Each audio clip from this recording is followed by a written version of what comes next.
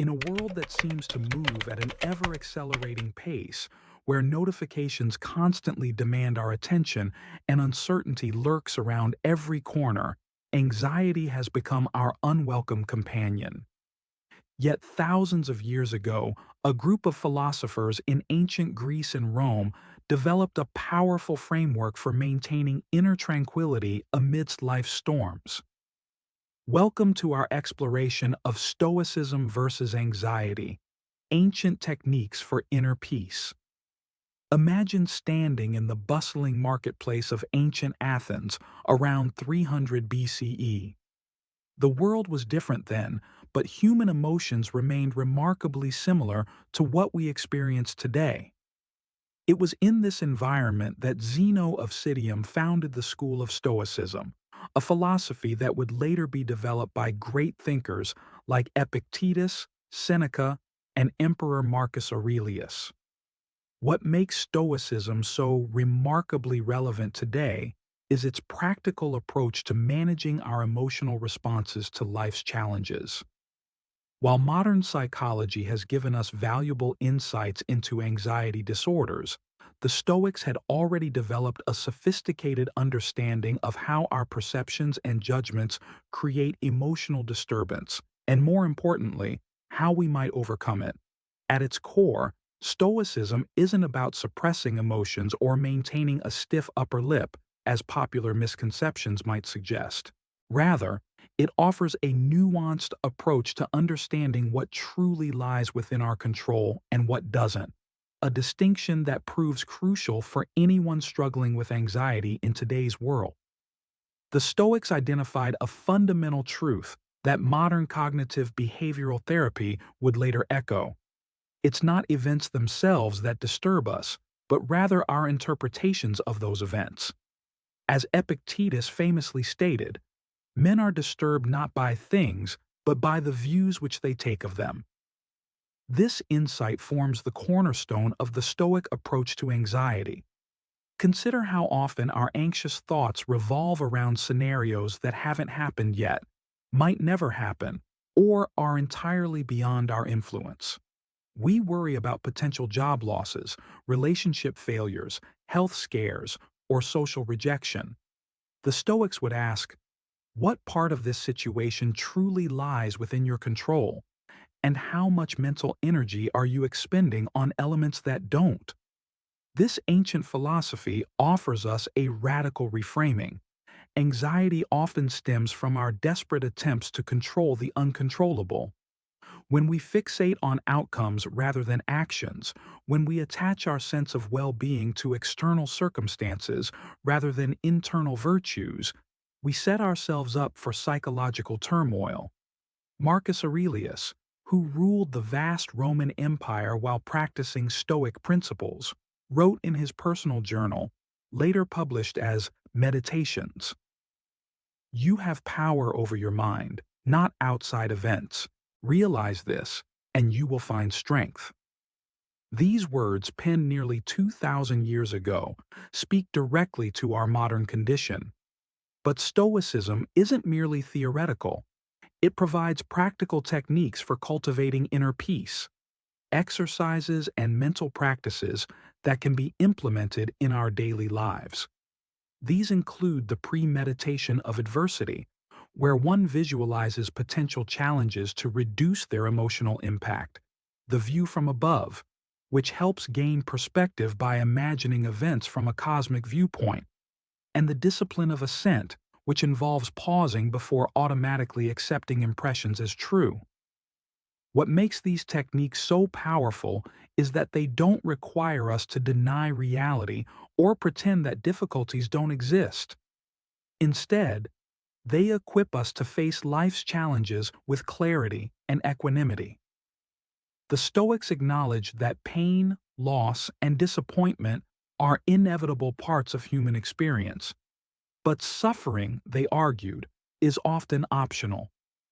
As we navigate our anxiety-inducing modern landscape, these ancient teachings offer not an escape from reality, but a more skillful way of engaging with it. They remind us that while we cannot control the pandemic, the economy, or others' opinions, we retain sovereignty over our responses, our values, and our peace of mind. Throughout this series, we'll explore specific Stoic practices that can help transform our relationship with anxiety. We'll examine how figures like Seneca addressed fear and worry, how Epictetus taught resilience in the face of uncertainty, and how Marcus Aurelius maintained perspective amidst the pressures of leadership. These teachings aren't relics of a distant past. They're living wisdom that continues to offer profound guidance in our quest for inner tranquility. So join us as we bridge ancient philosophy with modern psychology, discovering timeless techniques for finding calm within the chaos. As we've seen, the Stoic philosophers developed their insights during turbulent times not unlike our own. Their wisdom traverses the centuries to offer us practical guidance. But how exactly do we begin applying these ancient principles to our modern anxieties? The journey starts with understanding what the Stoics considered their most fundamental concept, the dichotomy of control. Epictetus, who began his life as a slave before becoming one of Stoicism's most influential teachers, opens his handbook, the Enchiridion, with this powerful distinction. Some things are within our control, while others are not. This seemingly simple observation forms the bedrock of Stoic psychological resilience and provides our first powerful tool against anxiety. Think about what triggers your anxiety. Perhaps it's uncertainty about your career path, concerns about a loved one's health, or worry about global events. The Stoic approach invites us to mentally sort these concerns into two categories: those aspects we can influence and those we cannot. This mental sorting exercise isn't about dismissing legitimate concerns, but about directing our energy where it can be most effective. Consider a common anxiety-provoking situation, an important job interview. What lies within your control? Your preparation, your knowledge, the clarity of your responses, your punctuality, and your attitude. What lies outside your control? The interviewer's mood, the qualifications of other candidates, whether the position has already been promised to someone else, or economic factors affecting the company's hiring decisions. Anxiety often flourishes when we mentally inhabit that second category, the uncontrollable elements. We construct elaborate scenarios, rehearse potential disasters, and emotionally react to situations that haven't occurred and might never materialize. The mental energy expended here not only fails to improve outcomes, but actively diminishes our capacity to focus on what we can control. Seneca, the Roman statesman and philosopher, captured this eloquently when he wrote, "We suffer more often in imagination than in reality." His observation highlights how our anxious minds create suffering well before and often entirely separate from actual events. The Stoic practice invites us to notice when we're spinning narratives about the uncontrollable and gently redirect our attention. This redirection isn't about positive thinking or denial. The Stoics were remarkable realists. They acknowledged life's hardships and prepared for them. The difference lies in how they allocated their mental resources. As Marcus Aurelius advised himself, ask yourself, does this appearance of events concern something which is in my control or something which is not? If it concerns something which is not in your control, train yourself not to worry about it. But the dichotomy of control offers more than just a sorting mechanism. It provides liberation. When we truly internalize that certain outcomes are beyond our influence, we can release the exhausting burden of feeling responsible for them. This doesn't mean becoming passive or fatalistic. Rather, it means engaging fully with what we can affect while accepting with equanimity what we cannot. Modern cognitive behavioral therapy echoes this ancient wisdom when it encourages anxiety sufferers to identify cognitive distortions like catastrophizing or fortune telling. mental habits where we predict negative outcomes and react emotionally as if they're already occurring. The Stoic practice of focusing on what we can control disrupts these patterns by redirecting our attention to the present moment and our current sphere of influence. Let's explore a practical exercise. The next time anxiety arises, pause and take a breath. Ask yourself, what aspect of this situation can I influence right now? Then ask, what aspects are beyond my control? Write these down if possible. Notice how this mental sorting already begins to create space around the anxiety. For the items in your can control list, determine one small action you can take. For the items in your cannot control list, practice saying, "This is not mine to control," and visualize yourself releasing it. Epictetus offers a powerful metaphor for this practice. He suggests that we approach life like a sailor on a ship. We cannot control the weather or the sea, but we can master our craft, adjust our sails, and navigate skillfully through whatever conditions arise. The sailor who rages against the storm wastes energy better used for navigation. Similarly, our anxiety often represents misdirected energy that could be channeled toward effective action. This reframing doesn't happen overnight. The Stoics emphasized that philosophy was not merely an intellectual exercise but a daily practice, what they called ascesis. Like any skill, the ability to distinguish between what we can and cannot control and to focus our energy accordingly develops through consistent application. Each time we practice this distinction, we strengthen our psychological resilience against anxiety's pull. As we continue our exploration of Stoic techniques for anxiety management, we'll build upon this fundamental distinction. We'll discover how the Stoics use premeditation of adversity to reduce emotional reactivity, how they practice perspective taking to diminish anxiety's intensity, and how they cultivated inner virtues as a source of stability in an unpredictable world. Having explored how the dichotomy of control offers us a powerful framework for addressing anxiety, we now turn to the practical application of these principles in our everyday lives. The Stoics were, above all, pragmatists who believed philosophy should be lived, not merely contemplated.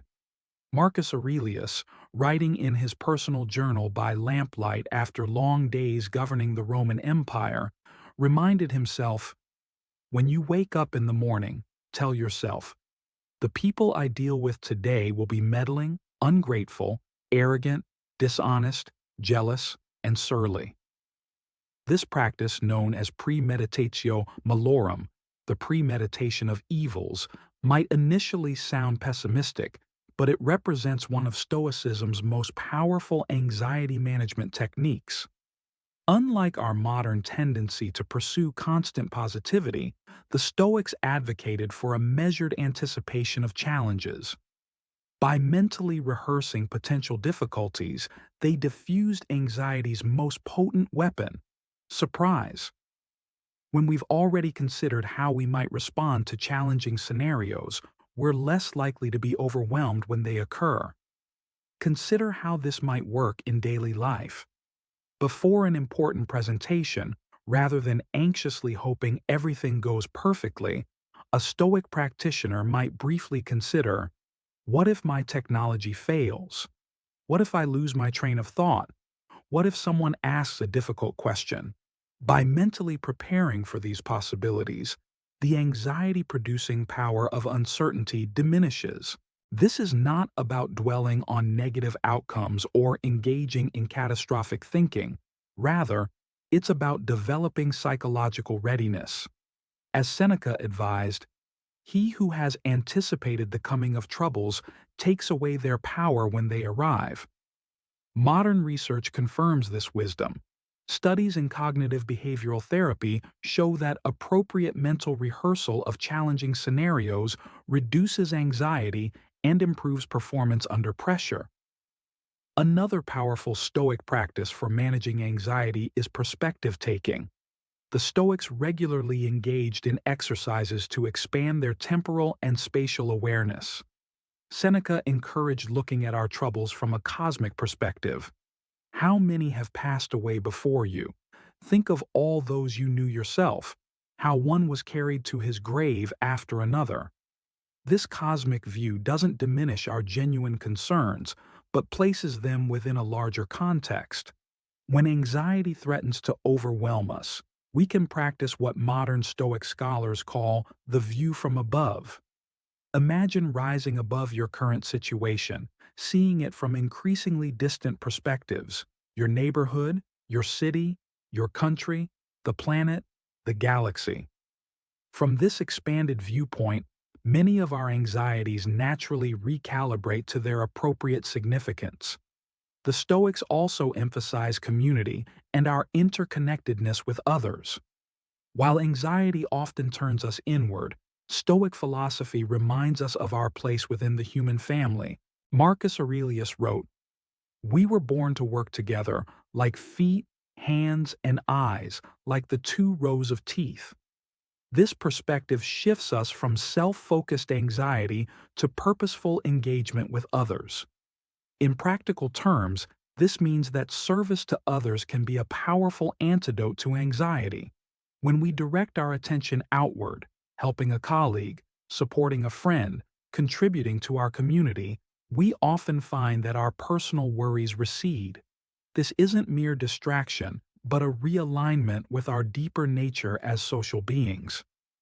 As we conclude our exploration of Stoic approaches to anxiety, it's worth remembering that these practices were never intended as quick fixes.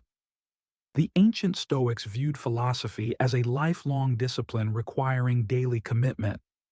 Progress comes not from perfect application, but from persistent practice and gentle self-correction when we inevitably stray from our principles. The Stoics have given us enduring tools for managing anxiety, distinguishing between what we can and cannot control, preparing mentally for challenges, gaining perspective on our troubles, and finding purpose in our connections with others. These practices don't eliminate life's difficulties, but transform our relationship with them. In our modern world of constant stimulation and uncertainty, these ancient practices offer something precious, a path to inner stability that doesn't depend on external circumstances. As Epictetus, who endured slavery and exile, reminds us, make the best use of what is in your power, and take the rest as it happens. The journey toward managing anxiety through Stoic principles is not about achieving perfect tranquility, but about developing resilience that allows us to engage fully with life despite its uncertainties. It's about finding, as the Stoics would say, the courage to change what we can, the equanimity to accept what we cannot, and the wisdom to know the difference. In the words of Marcus Aurelius, "You have power over your mind, not outside events. Realize this, and you will find strength." This ancient wisdom, tested across centuries and cultures, continues to offer us a pathway through anxiety toward a more grounded, purposeful existence, not because it promises freedom from troubles, but because it teaches us how to move through them with dignity and inner peace. The Stoic journey is ultimately one of transformation, not of our circumstances, but of ourselves.